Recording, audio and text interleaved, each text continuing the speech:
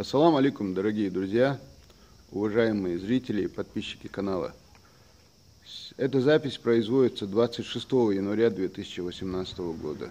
Хотел бы попросить у вас совета и узнать ваше мнение по одному важному для меня вопросу.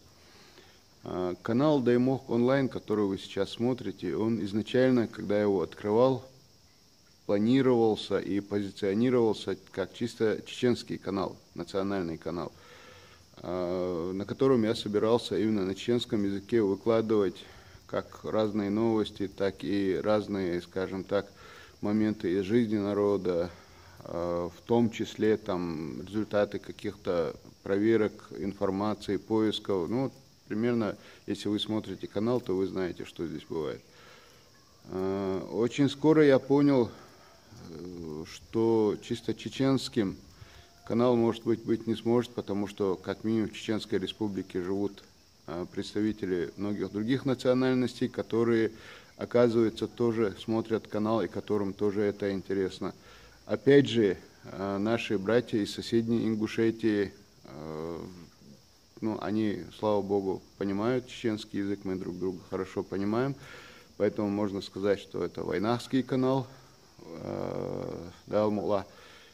Но после этого, после того, как я начал более-менее активно работать, мне начали поступать сообщения, начали поступать звонки от представителей различных регионов Северного Кавказа, от представителей различных других российских регионов, даже от представителей других стран, например, Казахстана, Киргизии, Таджикистана, Узбекистана. Как оказалось, канал интересен не только чеченцам, ингушам, вайнахам, но и представителям других национальностей, регионов и даже других стран, что для меня, конечно, мне очень приятно, и для меня это является предметом гордости. Ну вот момент, на каком языке говорить, на каком языке преподносить новости. Дело в том, что все-таки я начал с того, что как бы позиционировал канал именно как чеченский, национальный, с тем, чтобы, скажем так, как пропаганда сохранения нашего языка, в том числе как пропаганда сохранения чеченских традиций. Кроме того, бывают разные моменты, которые, скажем так, касаются чисто внутренней политики чеченцев, ингушей, вайнахов, и, может быть, неинтересно будут представителям других национальностей, а бывают такие, которые и не хотелось бы выносить, как говорится, ссоры из избы. Разные бывают. То есть, получается, что мне приходится здесь говорить и на чеченском, как я изначально планировал, но и на русском. А вот как мне разделять вот эти два варианта преподнесения событий, вот в этом плане я хотел бы с вами посоветоваться. Я для себя вижу два варианта. Один вариант, первый, это каждую новость, которая может быть интересна представителям других регионов или национальностей, каждую новость, допустим, преподносить отдельно, как сразу две новости записывать, одну на чеченском, другую на русском, и обе отдельно выкладывать. Это я вижу один вариант. Причем там, где написано, там, где я говорю по-чеченски, там и, соответственно, название будет написано на чеченском языке. Если я говорю по-русски, то буду стараться название уже и на русском языке выкладывать. Вот это первый вариант. Выкладывать две разные новости на чеченском, на русском языках, но они будут похожи. Это будет одна и та же новость, просто на разных двух языках. И второй вариант. В одном и том же эфире выкладывать новость и на чеченском, на русском. Конечно, мне многие скажут, что надо сначала на русском общедоступном, а пожалуйста, потом на своем чеченском говорите сколько вам угодно. Скажем так, мне не очень хотелось бы именно так делать, потому что, просмотрев новость на русском, на чеченском, может быть, далеко не все, в первую очередь молодые люди, будут дальше уже смотреть. Мне и товарищам моим важно, что все-таки со своими соотечественниками за пределами нашей республики и даже за пределами страны, нам очень важно говорить на своем родном языке. Поэтому второй вариант, который я вижу, это одну новость в одном эфире выдавать сначала на чеченском, а потом дальше уже перевод на русском. Вот сейчас я сразу проведу пример, как это примерно может выглядеть. А вы, пожалуйста, сейчас я перейду на чеченский язык буквально через минуту, а вы, пожалуйста, мне нужна ваша обратная связь. В своих комментариях, пожалуйста, скажите, какой вариант устраивает. Первый, когда выкладываются две разные новости на чеченском и на русском языках. Или же второй, когда в одном эфире выкладывается информация, но сначала я говорю на чеченском языке, потом перехожу на русский. И в самом начале, когда я говорю на чеченском, вот внизу буквально пишется, что вот так и так, на такой-то минуте дальше уже будет перевод на русский язык. Вот я, когда буду монтировать, вот примерно вот здесь вот именно так и напишу. Здесь сейчас должно быть написано, что перевод на русский язык с такой-то, такой-то минуты. Вот. И сейчас я продемонстрирую на одном простом примере, простой недавней истории, как это примерно будет выглядеть. Сейчас я расскажу историю о том, которая может быть кому-то полезна, тем, кто пересекает границы государств. Расскажу историю о том, как недавно двое жителей Чеченской Республики, которые везли древесину, которые занимались перевозками грузов на фурах, попали в очень непростую ситуацию на границе двух республик – Казахстана и Российской Федерации. Вот я сейчас это расскажу на чеченском, а дальше уже расскажу на русском, и вы скажете мне, какой вариант будет более предпочтительный. Итак, перехожу на чеченский язык. Ассаламу алейкум, ларми махкой. Асар камел хундина эльче, верси мата дит хайр бохша, шварт ключ эмни наха буса, язяша телефон тухша, ишайна интересно, да шайна хазала эр, хаджала эр бохш. Так и царн херхум хазгиятара тахсуна дозал дубадек дич, нохчи чарс балкачара дук хох хойсер на Кавказира, массанхар дук наха хул телефон тухш, язяша WhatsApp. Так действительно Средняя Азия, разные регионы, версии телефон, язяш уша хул, шайна интересно, дар нохчи дек интересно, дар шайн гаскума та алхарбор. Так Цабол чар худом цахасун выглядит новости. Так дукнах бошхальч версия мата ич низ хидар элхитсун. Сундела хинц хок цанум налес вицердос. Где-то сашибут бумятсун. Хиц гюранду телефон тух сана осту сюз балбешбул кентиш апти бош хинцаш прямой телефон 8 928 002 56 56 эльча, аж мегафон телефон хатуяхча, оптиборсана осту, саджим сагуй, цу телефон хатячона остал дешдусун, звонкиш отвечать дешдина бюсун, так цу саму хоко телефон туяхирон иш срочно он дон харба харвашба хар оли цу хаул. И что оптик телефон тухи саму олк санночичу идристе юше оли шайна ости шашфур ште хадох штола. Северер цанха и дечк древесин дашдош душаш, так шайняк нисняк хадах каретер хадохша с российский регион шера заехали на территорию Казахстана, от Казахстана территорию Сиядой лёй Астрахань ёлчаха ё российский территорию Сиядол чхайнаха, это от таможенник что в принципе было ца справку тёшяц эл, ца в общем Хуй церь древесина, цунца вирус яц эли, санитарно-эпидемиологический хуй ца ишт киехш дац эл, иш духел бойлох цан, сияца бойлчуш. Так наглухо въезд закрытий на цан, ос дечки цани, шейнла, дечку ахайли сия бош, дечки чуя это рячаш бош. Несмотря на то, что и российский регионер, хаяша и олшай, дечки просто через Казахстан. Так и таких церемоний стелба эльча, от стявел выяснять деш цевелан, от кирцан в данный момент в Казахстане да было баш эту больше, сахум не стелба арцешей. Итак, Войк хатуяхчана уже шиде дуба шастига леч уже кол де даркцер войк телефон хатуяхчана. Та ишт халхла царгиста хилхуду милду хауса хайсан хатта хатана от Астраханяха Эдил Султанов Хизар Бохш Беслану Олцунахтига хит схватин представитель главы республики ВУ Цейр Илсхан Юртараволш.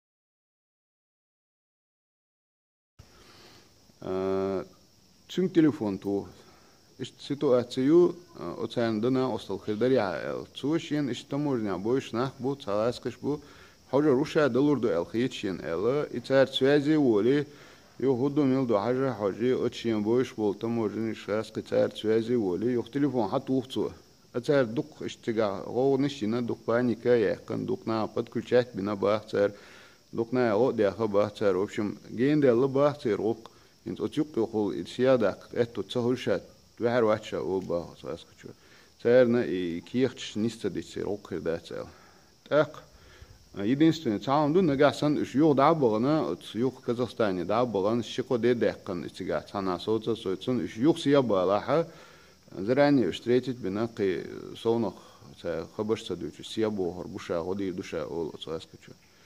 Так хокосуг я элче юг вей циг Казахстане был на осчиг телефон тух Мурадов Ахмад Бош, депутат парламента Казахстана, увы, массу хуман цигахальч в первую очередь цинг связи волсо война оша куза.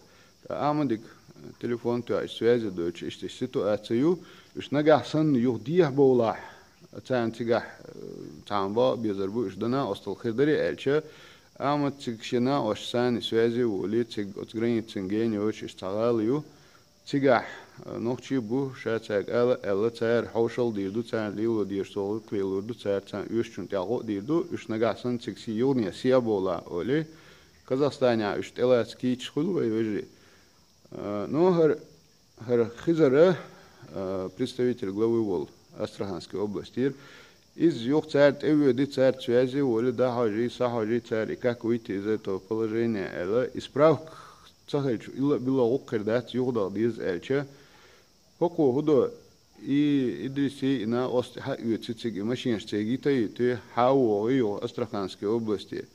Хока и в этом плане от направления Балбеш был специалист Мича Бухажи, ацер и хуолцон лаборатории юци юхциг от шинграницы ты жда бюги церк тига ишаек осмотреть юти ещё шайл цер справку мацан елоюти инахсиха Бога хауи اشت телефон хатуцо اشت вопрос решить но чак делон ел юос идрис на остар хату хич о оккалшен куз اشت от хизерна дерес хул что да ячан масан дерес хул луш бистахул иштумдо я бер цара бар шаш мусит шоханю бар и таслилш ну ца ишт киер треттен да цершег хилдиш деришуга эч хилдишм дертруга айбарца хилдиш дер просто хочется хальче цаюш лилар шашел. Так в результате уж масичара лила лелч и кихт дочь шечек бывший цахум шечек был хилкер буш. Но в принципе был что очень границы юг эхвертан касут калат лезацер. Сундела иштархум цан ош хлаха куечна хе ишекихстег нис лилар ди алхар так швог ведуг نوقع تونكيختن حوزم خلشة حوزم دقين بول الاشتاء البرقة اشتاء نوستيون ده چه خج пойден خردو الناخن اشتوش دوس تأكدا от его версимата дюцердос. Сейчас продолжу ту же ситуацию, объясню на русском языке. Около 2 месяцев назад к нам на канал Даймок онлайн позвонили двое выходцев из нашей республики, которые занимаются перевозкой разных материалов. Они везли из одного из северных российских регионов, они везли лес. И везли его сюда, вроде бы на Северный Кавказ, ну, по крайней мере, на юг России. И когда ехали на 2 фурах по прямой, они выехали из российских регионов и заехали на территорию Казахстана.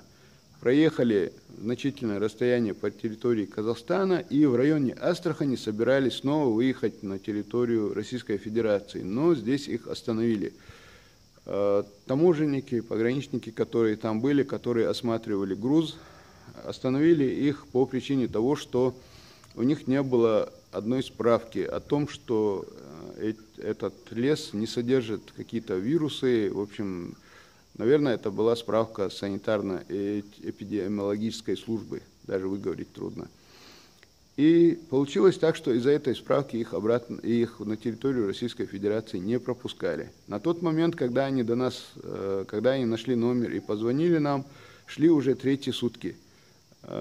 И после того, как они к нам обратились, мы связались с нашим представителем главы Чеченской Республики в Астраханской области Хизыром Эдилсултановым и передали ему эту информацию, попросили по возможности помочь.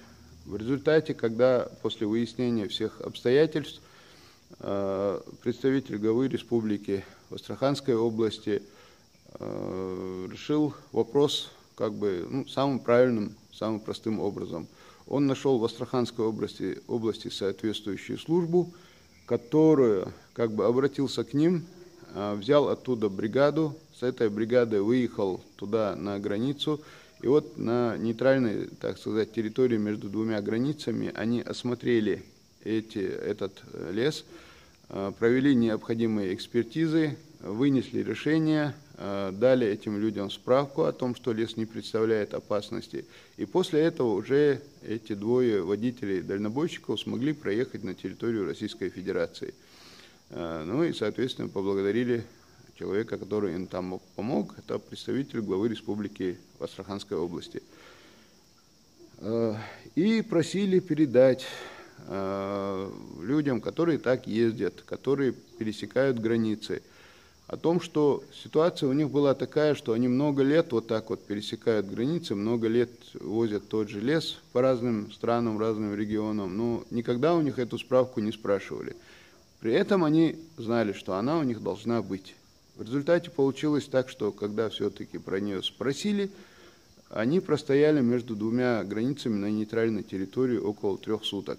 То есть на самом деле это им представило большую проблему.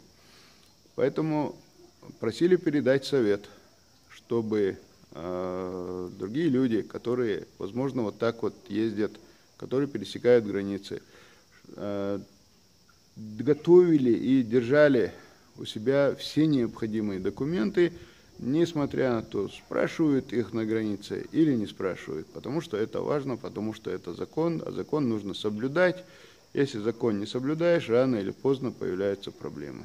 Вот такая вот ситуация.